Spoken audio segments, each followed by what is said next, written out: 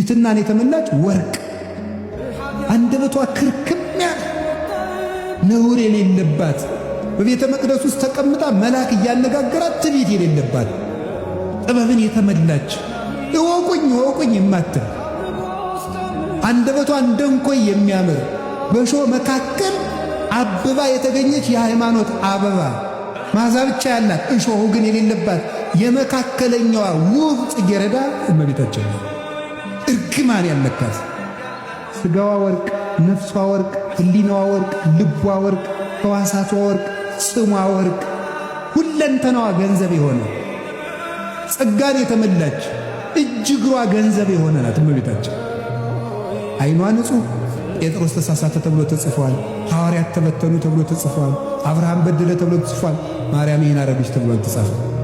ወዳጄ ሁለንተናሽ ውብ ነው፣ ምንም ነውር የለብሽም ብሏታል ልጇ ሰሎሞን።